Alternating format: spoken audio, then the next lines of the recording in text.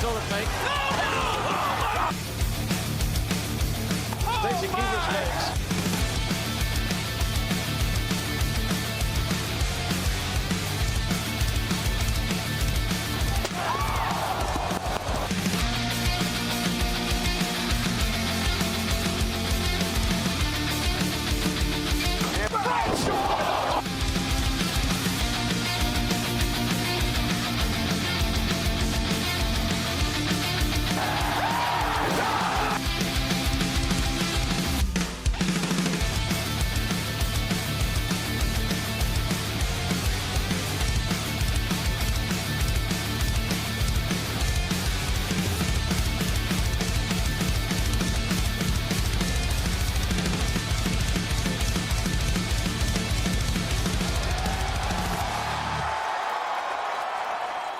The 2004 No Way Out was the 6th No Way Out event, and it is a SmackDown exclusive, the first in the Paul Heyman GM era, and the last. It took place on the 15th of February at the Cow Palace in Daly City in the worst US state, California. 11,000 attendance with 458,000 watching worldwide, down by nearly 50% from the previous year with Hogan vs Rock 2. We kick off the show with Sable and Tori Wilson, hell yes. You see, they are the Playboy centerfolds for the latest Playboy magazine. 2 divas is better than 1. That is certainly true. You are the sexiest woman I have ever seen. Now, this is how you truly kick off a pay-per-view, with 2 smoking hot divas. We then get the opening video package showcasing the feuds and rivalries for the show, the centerpiece being the Eddie Guerrero vs Brock Lesnar feud, which has been amazing. This was a great video package, with a good set with chains all around and a theme song as Rey Mysterio's rap song. Don't ask. Match 1, Rikishi and Scotty 2 Hotty for the Tag Team Championships taking on the Basham Brothers and Shaniqua. The Basham Brothers lost the belts to Too Cool and SmackDown, so this is their rematch, but with a twist as Shaniqua will be teaming with them to make it a handicap match. Too Cool do have an amazing theme song, it is so hype. Scotty's dancing is fun, and we get a head scissors on Danny where he landed straight on his head. Scotty goes for the worm, but Shaniqua clotheslined him down to huge boos. Shaniqua comes in and slams Scotty, who is actually smaller than her. She does not stay in long for fear of Scotty gaining his breath. Smart. Scotty plays his face in peril. Eventually we get a hot tag to Rikishi. He takes out both Bashams, leaving Shaniqua alone. Her offense means nothing and she gets the bonsai drop from Rikishi, ending the match. Not bad. Decent match with a simple and well done structure with some fun moments. Rating, a C. Match 2, Jamie Noble vs Nydia. Yes, this is happening. Nydia regained her sight after Tajiri blinded her and realised that Noble was being an arsehole to her and turned on him. Jamie challenged her to a match and wants his money back, including the $5,000 fur coat. Nydia accepts, but says Noble has to be blindfolded to go for what she had to, and she throws the fur coat in a wood chipper, annoying Noble. 2 intergender matches in a row. There is a funny moment as Noble nearly grabs Nydia's massive breasts. She must be wearing something underneath, those are insanely huge, or she got a boob job. Noble gets humiliated and gets increasingly frustrated as Nydia kicks his ass. Literally.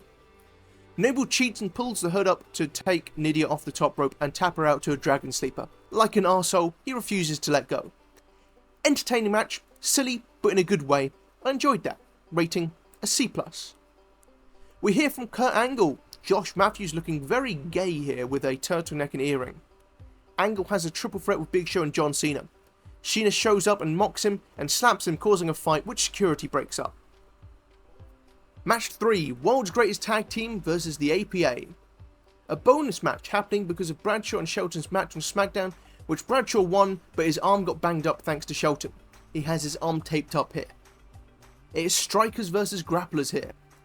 They actually also target and work over Farouk's arm as well as Bradshaw, who sells his arm very well throughout, by the way.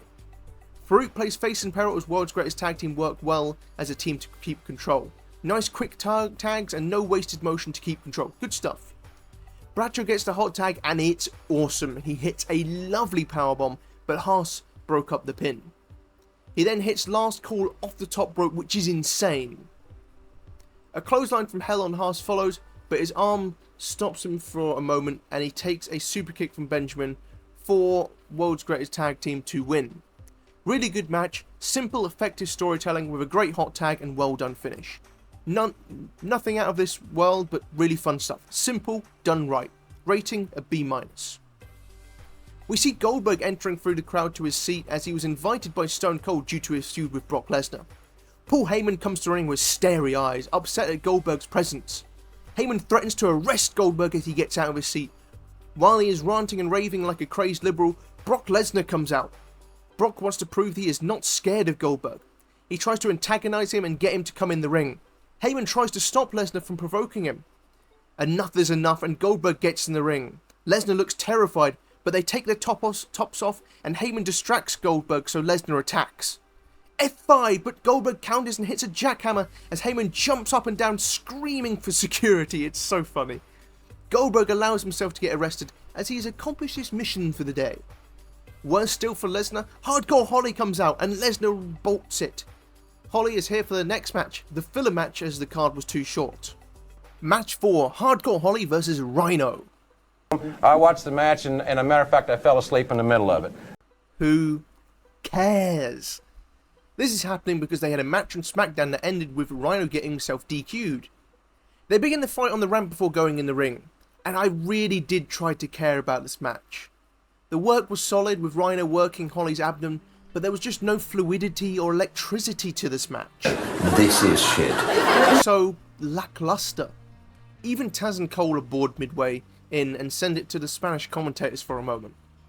The crowd finally wakes up for the gore, which connects but Holly rolls to the outside.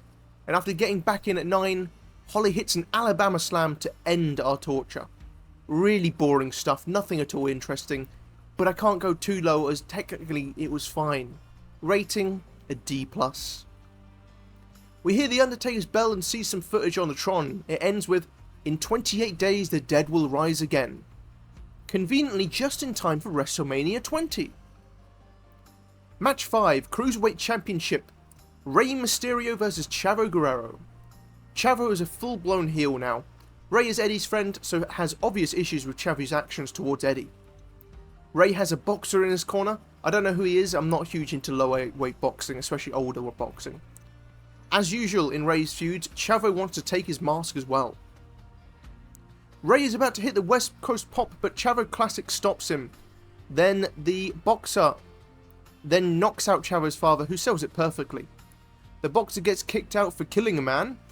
Rey capitalizes with a huge dive to the outside on Chavo. See how this means something when it's not everyone doing dives all night? It felt like a bigger moment. Less is more. They do have a nice back and forth matchup. Chavo does a backbreaker off the ropes which hurts both men. It looked really good.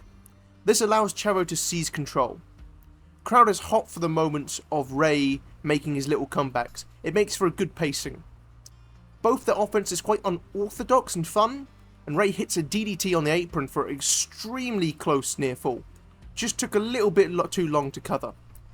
I don't like that Chavo is back up and on offense straight after. Could have solved that a bit longer. Rey hits a jaw-droppingly beautiful moonsault on Chavo from the top rope, but alas, Chavo gets his feet to the ropes. The Gory Bomb nearly wins it. He wasn't using it as finisher at the time, I believe. 619 connects for the second time, but Chavo rolls through a senton and locks in a disgustingly brutal crab, almost bending Rey in half, but he does get the ropes. Chavo Classic pushes Rey off the ropes and Chavo wins via roll-up. Really good match, not without its issues at times, but overall it was pretty great. Rey was superb in this match and Chavo was inconsistent, especially with his selling. But great stuff. Post-match, Chavo is interviewed by Josh Matthews and insults Eddie as a loser and an addict. It is an absolutely crap promo. Loser? Losers don't win, losers lose like losers, you loser. It was crap. Rating a B. Match 6, Big Show versus Kurt Angle versus John Cena. This is to be the #1 contender for the WWE Championship at WrestleMania 20. All three of them had great 2003s, so this should be a banger. Cena's pre-match rap, I give it a solid 8 out of 10. It was quite funny, it made me laugh. Show just plays with Angle at first, with Cena cheering on before Angle insults Cena's manhood, so he tries it. It does not go well either. Funny beginning. This match is a ton of fun. They all work well with each other, and they each get their times to shine. It truly feels like a free-for-all battle, with no one really overly dominating. Big Show kicks out of the FU and Angle Slam, as he is a giant and thus can do so. I love the little moment of Cena getting Angle for the FU, but Show takes out Cena's knee, and then incredibly slams his knee first onto the ropes. Then followed by Angle taking advantage to win with an epic Angle Slam on Show to the outside, and then tapping Cena out. That was a really well done finish to a superbly done match. Absolutely loved that. And to us, that finish bumps it up from a B+ to a rating of an A-. Main event, WWE Championship, Brock Lesnar versus Eddie Guerrero. Oh man, some of the promos from Eddie in this build-up have been insanely good. He is just so likeable and determined. He was on another level to most guys. And we also got to see Brock Lesnar dancing in a sombrero. Naturally, this offended white liberals 20 years after, because they need to be upset at something to show they are good people when they are actually arseholes. Rant over. The first part of the match sees Brock tossing Eddie around, which makes a lot of sense as he is a far bigger dude. He mocks Eddie as he dominates. I like that Eddie has to use the ropes to get some offense in, and then uses that to create an opening by wrapping Brock's knee around the ring post a few times. Even though Lesnar retains the advantage, it gave a sense that Eddie could do this if he gets another opening. He does get some flickers of moments on offense by going back to the knee, but Lesnar is just too powerful. But then, Brock misses a corner knee and goes over the ropes. He then gets an STF on Brock on the injured knee, and then continues to work the knee, finally getting some sustained offense. But Brock keeps fighting back, and now he's on defense to get some respite. Eddie tries multiple submissions, but Brock keeps getting out and hits a brutal German suplex and spinebuster. Brock sells his knee so well. The little things like doing a one-legged suplex really makes me happy. He screams at Eddie to die, bit much. He tries choking Eddie out, but Eddie finally fights back with the crowd on their feet, and he hits an impressive 3 amigos. But the frog splash misses though. F5, wow, connects, but the ref is hit in the process. Brock gets the belt, but Goldberg comes out and spears him. 1, 2, epic kick out. Eddie tries to hit him with a belt, but Brock ducks and F5s Eddie, who reverses mid-air to a DDT on the belt. Frog splash. 1, 2, 3, and new champion. Eddie Guerrero did it, essay. Yes! What a lovely moment in history. Eddie really earned that title win, and it makes me so happy seeing the celebrations. What a fantastic match. Is absolutely sublime. Not just for Eddie winning, but the design of the match was great, with Eddie getting dominated but finding little pockets to work the knee and eventually being able to take advantage of the knee injury. Brock sold fantastically throughout, and his growing desperation was good. Eddie took a beating but overcame the odds in a beautiful moment. Rating an A+. Overall, this was a fantastic show. I really enjoyed it. I'm going to give this show an A-. It was a banger of a show. The best being the match of the night, Brock Lesnar versus Eddie Guerrero.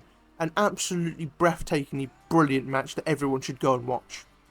The worst match tonight was Hardcore Holly versus Rhino. That was a bit of a lull on the show. But it's not overly long. It's not like a 20-minute match or something. So that doesn't hurt the show too much. But definitely not a match worth watching. Moment of the night is, of course, Eddie Guerrero becoming WWE Champion. Sexy moment of the night started the show was Tori Wilson's lovely dress. She looked amazing. MVPs, remember only one person can get one per match. Bronze goes to Bradshaw for a great selling performance and an awesome hot tag with some cool moves thrown in there. Silver goes to Kurt Angle for an epic performance in the triple threat match. He really stood out. And the gold goes to Eddie Guerrero. Of course it had to be. Thank you for watching. Make sure to like, comment, subscribe. I know you won't do it, but I'll say it anyways. Peace out, my brothers.